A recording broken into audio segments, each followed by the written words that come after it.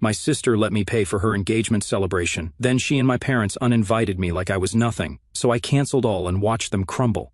My name is Lauren, and I've always been the invisible one in my family, like that kid in the background of every photo who's holding the snacks or cleaning up the mess while everyone else is celebrating. Yeah, that was me. Honestly, it all started when my little sister Amber was born. I was 5 when she came into the picture, and before that, I thought life was fine. I was just a kid, drawing on walls, watching cartoons, and getting all the hugs and bedtime stories. Then Amber showed up, and suddenly, it was like someone turned off the spotlight on me. Everything became about her. At first, I thought, okay, babies are cute. They need a lot of attention, right? But this wasn't normal new baby stuff. My parents didn't just love Amber, they worshipped her. Mom would hold her up and say, "Look at our little star." Dad would beam like she'd just cured cancer. Meanwhile, I was over there like, hello? I drew this picture of a dinosaur, and my mom would glance at it and go, "That's nice, honey," before fawning over Amber's ability to burp on command. By the time Amber was 3, she was the star of every family event. She took up ballet, and Mom would invite everyone over to watch her spin around in a tutu. I swear every single one of my relatives has a video on their phones of Amber doing some twirl in the living room while I'm in the corner setting out cups of juice. "Lauren, help me with this," Mom would say, not even looking up as I passed out napkins and plates. The thing is, Amber was genuinely good at stuff. She was always picked first for talent shows or school plays. It was like she was born with this magnet that just pulled everyone in, and me, I was just there. I didn't hate her or anything, I just felt like I didn't exist. But it wasn't just the family stuff, it was everyday life too.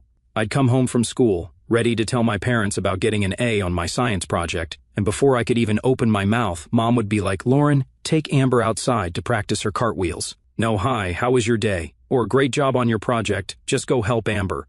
And then there were the chores. Oh my God, the chores. I don't think Amber even knew where we kept the broom. If there were dishes in the sink, they were mine to clean. Laundry piling up, guess whose job that was? I started learning how to cook at 8 because Mom was always too busy taking Amber to dance class. "You're the big sister," she'd say. "You need to set an example." It wasn't like I wanted a parade for folding socks, but it would have been nice to at least feel noticed. The only time anyone paid attention to me was when something went wrong. If Amber spilled juice on the carpet, it was because I didn't watch her closely enough. If she scraped her knee, it was because I wasn't careful. I don't know how I managed to be blamed for things even when I wasn't in the room. One day, my teacher called home to tell my parents I'd been helping other kids with their math homework. I guess she thought they'd be proud or something. Instead, when I got home, my mom just said, "That's nice. Did you remember to clean the bathroom today?" Like, are you kidding me? The bathroom? The only real escape I had was school. I threw myself into my classes and signed up for as many clubs as I could, anything to stay out of the house. I even started going to the library after school just to avoid the constant "Lauren, can you do this for Amber?" Amber, meanwhile, was getting awards left and right. She had this shelf in the living room just for her trophies and medals, dance competitions, talent shows, even some random art contests she entered once. If she so much as sneezed, Mom and Dad were clapping, and if I said anything about it, I was being negative or not supportive. One Christmas, I remember asking for a set of colored pencils because I loved drawing. When I unwrapped my gift, it was a pack of basic pencils. The kind you'd find in a classroom supply box. Amber, on the other hand, got a brand new ballet bar and a custom leotard with her name embroidered on it. I don't even think she said thank you. The worst part was, Amber wasn't even mean about it. She wasn't a bully or anything, she just existed, and everyone else acted like that was enough. She didn't have to try, she didn't have to work. Everything was handed to her because she was Amber. I remember one time when I was about 12, I asked my mom why Amber never had to do chores. Mom just shrugged and said, "She's so busy with her activities. You're good at keeping things in order, Lauren." That was it. No discussion, no consideration that maybe I was tired too. Alright, so by the time I was 13, I'd pretty much accepted my role as the family sidekick. I wasn't the star, not even close. Amber was the sun, and I was like a distant planet just orbiting around her. It wasn't fair, but what could I do? Then one day, this opportunity came up at school. Our history teacher announced a weekend trip to the state capitol.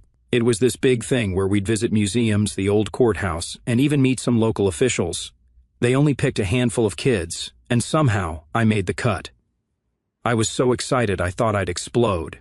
When I got home, I handed Mom the permission slip and started rambling about how amazing the trip was going to be. She barely looked up from her tablet. That's nice," she said. "Nice," I said, practically bouncing. "Mom, this is huge. We're staying overnight in a hotel, and we get to visit the governor's mansion.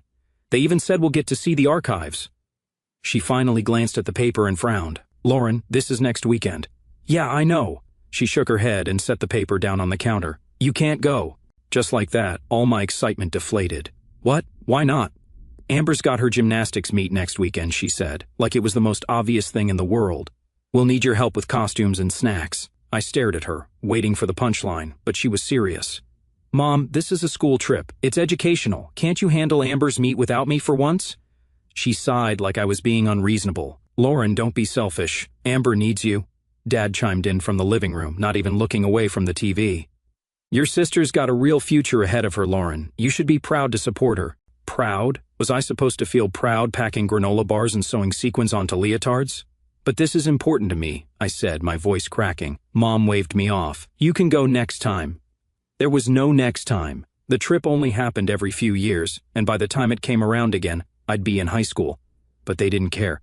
They never cared. That weekend, while my classmates were taking selfies in front of historic landmarks, I was sitting on a metal bench in a crowded gymnasium, watching Amber do flips while Mom and Dad cheered like she was competing in the Olympics. I wanted to scream. Amber ended up winning a little medal for her age group. Mom made me take pictures of her holding it, grinning ear to ear. Isn't she amazing? Mom said, nudging me. Yeah, I muttered. Amazing. It wasn't long after that when Amber's gymnastics career hit a wall. She was practicing some complicated routine during class and fell off the beam. The crack her wrist made when she hit the floor still makes me cringe. Mom rushed her to the ER and they came home with Amber's arm in a cast and a long list of instructions from the doctor. The fracture wasn't the worst part, though. The doctor said Amber might never fully regain her flexibility. Gymnastics was off the table, at least competitively. You'd think that would have been enough of a blow, but somehow, my parents managed to make it worse. Mom was in tears, pacing around the living room. What are we going to do now? Gymnastics was her whole future. Dad sat in his chair, rubbing his temples. This is a disaster. I was in the kitchen trying to do homework when Mom stormed in. Lauren, this is your fault. I blinked at her, completely stunned. What? You should have been supervising her warm-ups, she said, her voice sharp. I dropped my pencil. I wasn't even there. Exactly, she snapped. You should have been there to help her, but no, you're always so focused on yourself. This family is falling apart, and you're just sitting there doing homework like nothing happened. I didn't know what to say. It wasn't like I could argue. They never listened anyway. Dad piled on, maybe if you spent less time complaining and more time being part of this family, Amber wouldn't have gotten hurt. And that was it. I was grounded for a month. No TV, no phone, no hanging out with friends. Not that I had many to begin with. My world became school, chores, and the constant guilt trip from my parents. Amber, meanwhile, milked her injury for all it was worth. She'd lounge on the couch with her cast propped up, barking orders like, Lauren, can you get me some water? Or Mom, tell Lauren to help me with my homework. I tried not to hate her for it. She was just doing what she'd always done, letting everyone cater to her.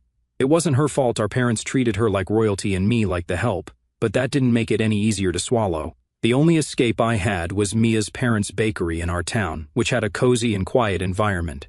Mia and I would hang out there after school, helping out with small stuff like folding boxes or sweeping floors. Her parents, Scott and Donna, were the kind of people who actually noticed things. If I looked tired, Donna would ask if I'd eaten. If I did something well, Scott would give me a nod and say, "Good work, kid." It was such a small thing, but it meant everything to me. They made me feel like I mattered, like I was more than just someone's backup plan. The thing is, my parents could have been like that if they'd tried, but they didn't. They were so busy propping up Amber that they couldn't see me standing right in front of them, drowning in their expectations. I stopped expecting things to get better. If they hadn't noticed me by now, they never would. By the time I hit 18, I was just going through the motions. I didn't really talk to my parents unless I had to, and I spent as much time as possible at school, the library, or Mia's family's bakery. Home didn't feel like home anymore. It felt like a place I was stuck in until I could figure out how to leave. Senior year rolled around, and for the first time in forever, I felt a little bit of hope. I'd been working my butt off in school, and it finally paid off when I got accepted to a state university. It wasn't some Ivy League or anything, but it was solid, and it felt like my ticket out. Plus, I got a partial scholarship. Not enough to cover everything, but it was a start. I waited until dinner to bring it up because I figured that was the best chance to get their attention. Dad was carving up some roast chicken, and Amber was scrolling through her phone, like always. I slid the acceptance letter across the table. I got in, I said, trying to keep my voice steady. Mom glanced at it, then looked back at her plate. That's nice, Lauren. Nice? I had worked for years to make this happen, and all I got was nice?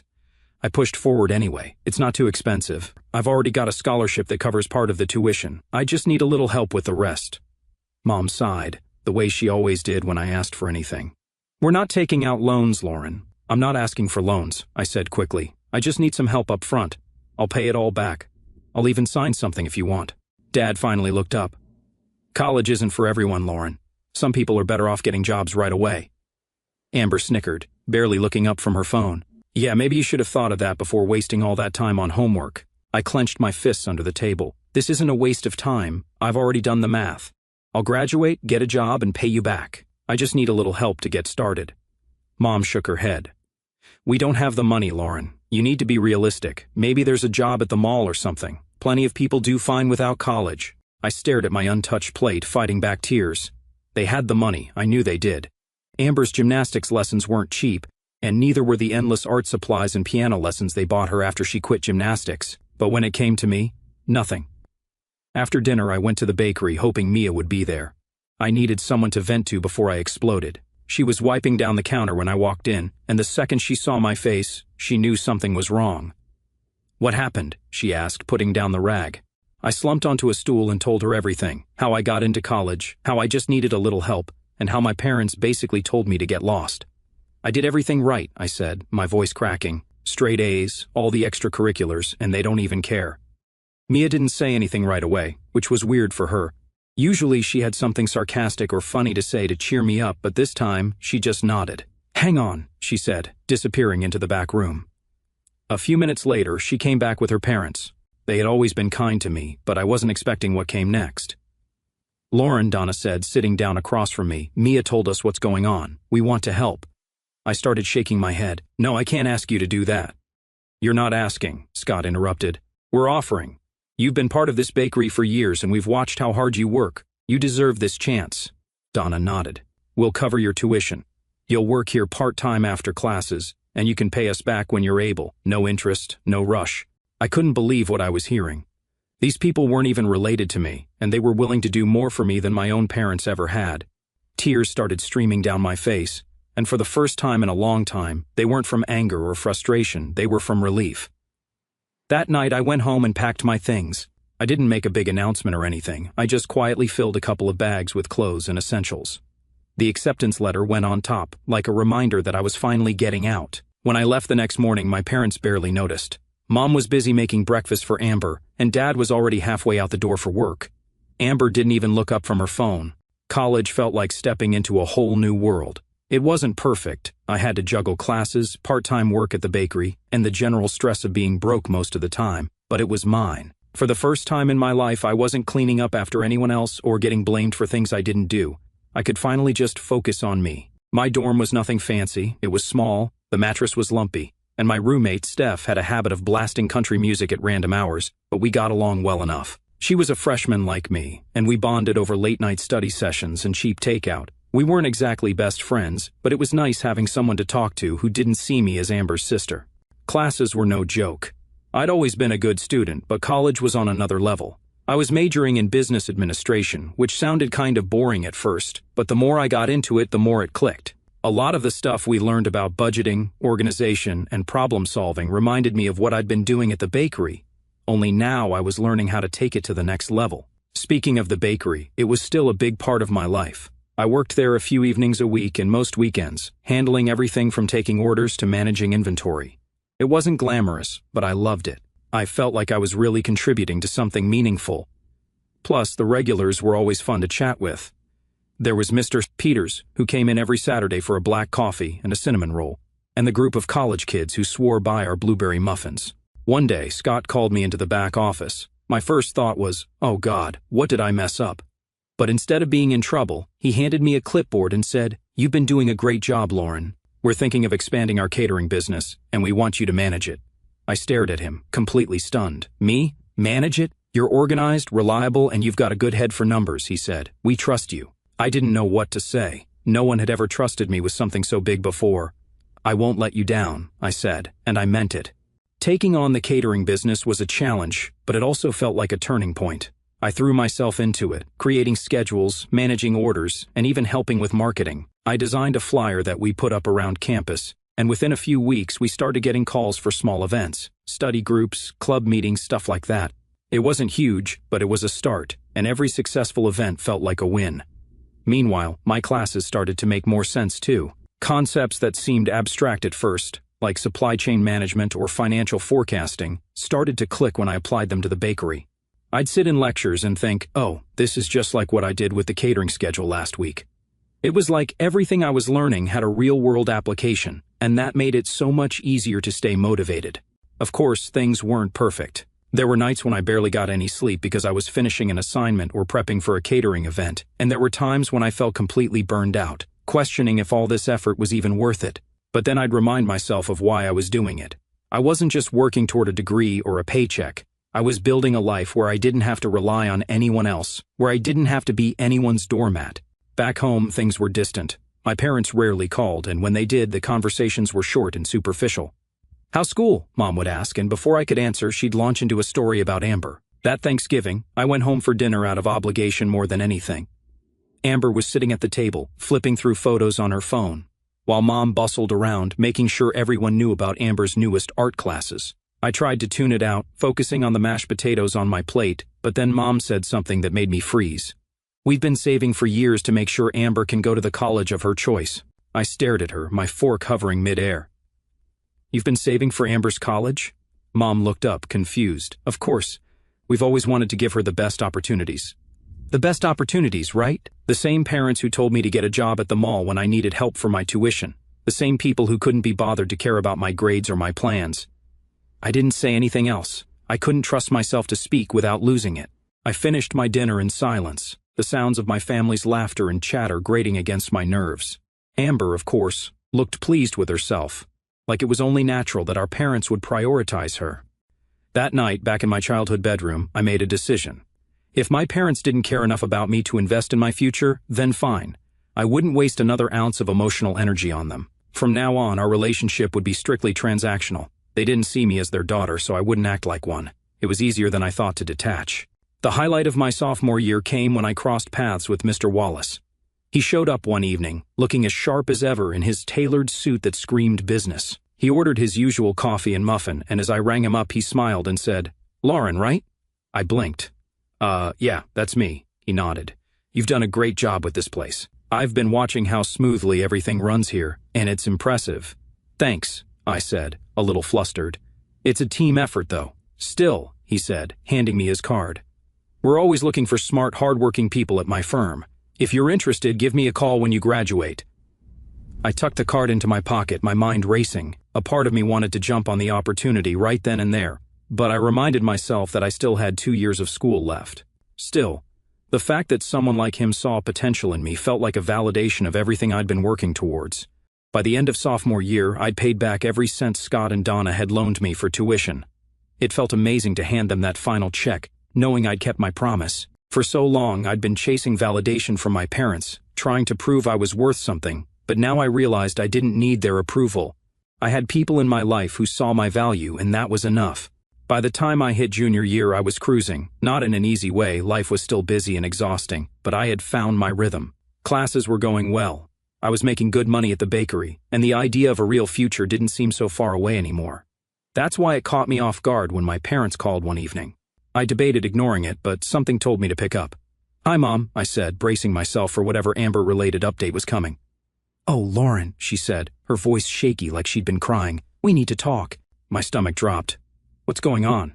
"It's just," she sighed heavily, "your dad made some bad investments, and things are tight right now. We're struggling to cover the bills." I blinked, unsure of what to say. My parents had never been the type to admit they were struggling. "I'm sorry to hear that," I said cautiously. "We were hoping you could help," she said quickly. "Just until we get back on our feet. You've always been so responsible, and we know you're doing well now." There it was. They didn't care how I was doing or what I'd been through to get to this point. They just wanted something from me. "What kind of help are you talking about?" I asked, trying to keep my voice neutral. "Maybe you could set up a credit card for us," she said. "Just something small to cover groceries and utilities. Nothing extravagant, of course." I sat there, staring at the stack of textbooks on my desk. The nerve of them, asking me for money after everything they'd put me through. But at the same time, I thought about what it would mean to say no. It wasn't about Amber or their choices anymore. It was about me deciding whether or not I wanted to play this role in their lives. All right, I said finally, but it'll have limits. $1,500 a month, and that's it.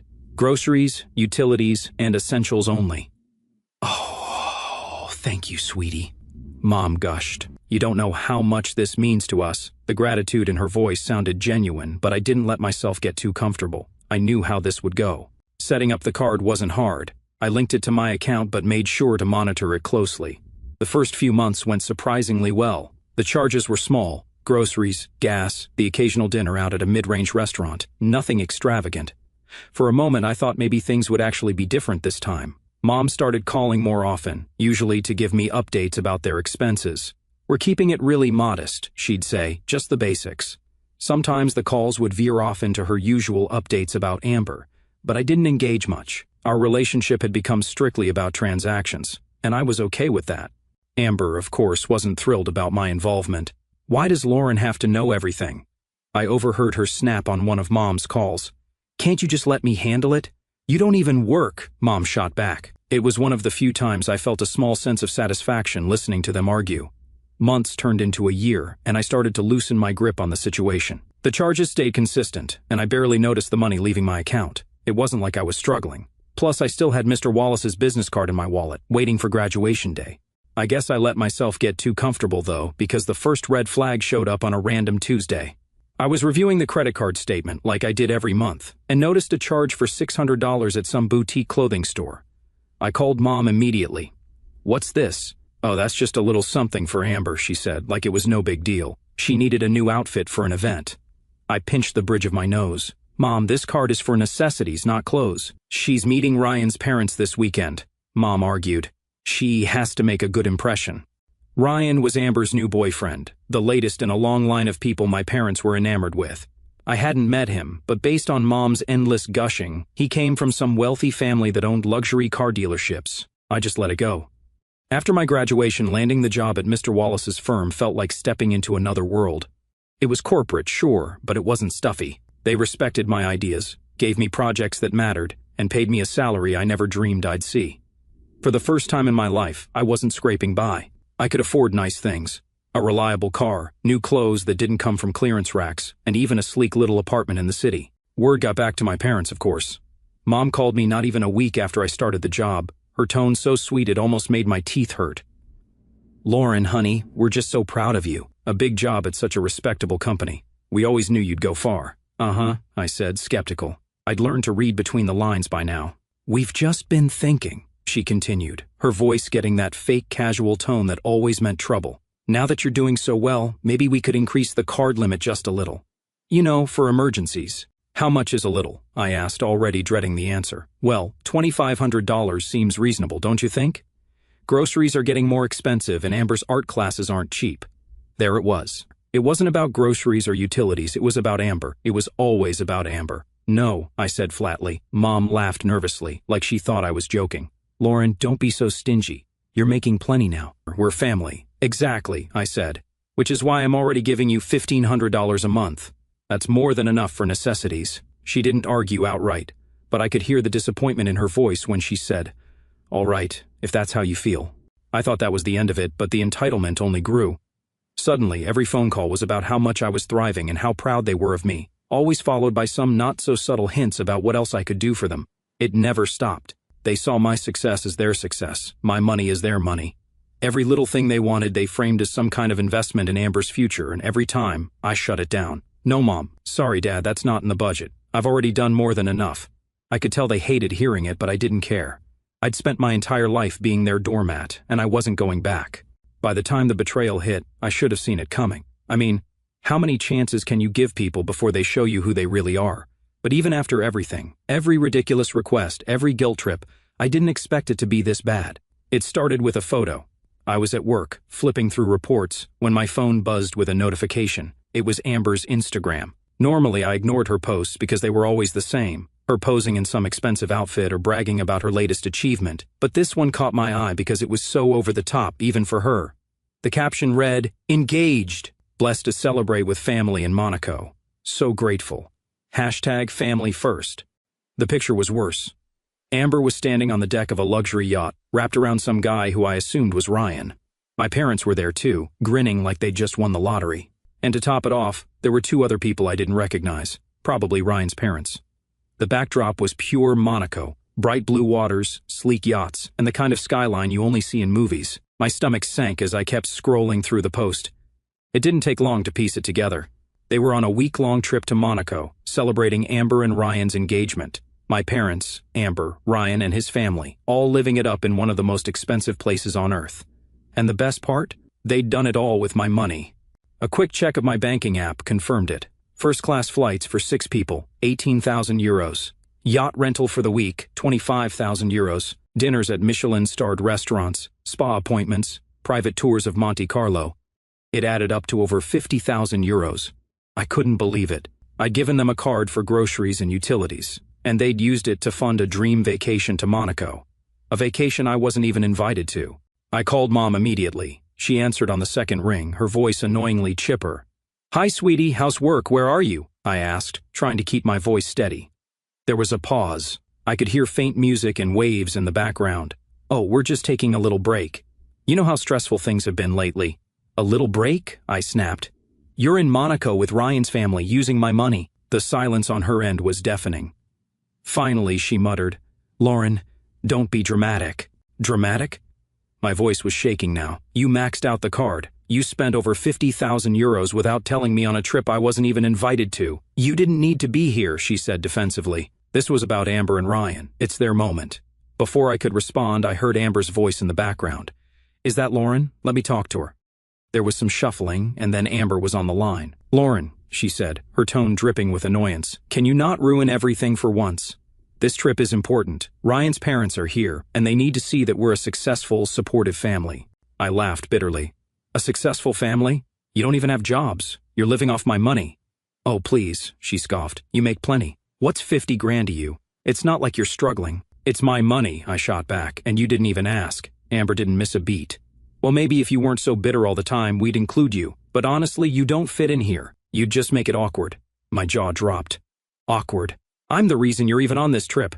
You couldn't afford this if it weren't for me." "Exactly," Amber said coldly. "That's all you're good for. You're not part of this family. You're just a wallet." The line went dead before I could respond. I stared at my phone, my chest tight with anger and disbelief. It wasn't just about the money anymore. It was about the fact that they didn't even see me as a person. RH to them. I was just a tool they could use and discard when they were done. I opened the banking app again, my hands shaking with every click. I felt a weight lifting off my shoulders. First, I canceled the yacht rental, then the spa appointments, private tours, and the Michelin-starred dinners. Finally, I canceled their return flights. I didn't stop there. I deactivated the card entirely, making sure they wouldn't be able to charge another penny. It didn't take long for the fallout to start. My phone blew up within an hour. Mom, Dad, Amber, and even Ryan were calling nonstop. Mom's voicemail was full of fake sweetness. "Lauren, honey, please call me back. We need to talk. This is all a misunderstanding." Dad's tone was more threatening. "Fix this now, young lady. You're embarrassing the family." Amber, of course, went straight to insults. "You better undo whatever you just did, or I swear to God, Lauren, you'll regret it." Ryan even left a message. "I don't know what's going on, but you need to call us back immediately." I didn't respond to any of them. Instead, I blocked their numbers and logged out of social media for the night. The next morning, I scrolled through Instagram and wasn't surprised to see Amber's latest post. She'd uploaded a long rant about toxic siblings and how I'd ruined her engagement trip out of jealousy. The comments were exactly what you'd expect. Her friends chimed in with supportive messages like, "What kind of sister does that? And you're better off without her." But I wasn't about to let her control the narrative. I posted my own response, complete with screenshots of the charges and the messages they'd sent me. So yes, I canceled everything. Actions have consequences. It didn't take long for the tide to turn. People started calling Amber out for her entitlement, and some even shared my post. By the end of the day, her comment section was full of strangers telling her to grow up. Through mutual friends, I found out what happened next. Without the yacht or their first-class flights, my family was forced to scramble. They ended up booking economy seats on a budget airline and staying at some low-end motel for the rest of the trip. As for Ryan's parents, they were furious. They'd thought my parents were well off, only to find out the entire trip was funded by me. "We trusted you," they reportedly told my mom. "You lied to us." Amber, true to form, made it worse. Well, maybe you shouldn't be so cheap, she snapped at them. If you can't afford Monaco, that's not my fault. Ryan broke off the engagement on the spot. By the time they got back home, the damage was done, and for the first time in my life, I didn't feel guilty. A week after they got back, my parents showed up at my apartment unannounced. I wasn't surprised. They'd always been persistent when it came to getting what they wanted. "Lauren, honey, please," Mom said through the door, her voice trembling. "We know we made mistakes. Just let us explain." Dad chimed in. "We can work this out. We're still family." I didn't answer. I sat on my couch, scrolling through my phone like they weren't even there. After about 20 minutes of knocking and pleading, they finally left. Later, my building manager told me they'd tried to convince him to let them in, claiming it was an emergency. He called me first, and I told him to send them packing. That night, I called Mia and invited her over for takeout. "You're famous, you know," she said, grinning as she scrolled through her phone. "Your post got shared in a bunch of family drama groups. People are calling you a hero for standing up to them." I laughed. "Great, that's all I need. Strangers rooting for me to ruin my family's life." "Ruin?" Mia raised an eyebrow. "They did this to themselves. You just stopped letting them walk all over you." She was right, of course. "Do you think they'll ever change?" I asked. Mia shook her head. "Probably not, but that's not your problem anymore." And she was right about that too. For the first time in my life, I didn't care what they thought of me. I didn't care if they were sorry or if they ever realized how badly they treated me. I was done. I wasn't the forgotten invisible kid anymore. I wasn't the scapegoat or the ATM. I was just Lauren, living my life, and that was enough. Sometimes the hardest part of growing up isn't learning to stand on your own, it's learning when to walk away.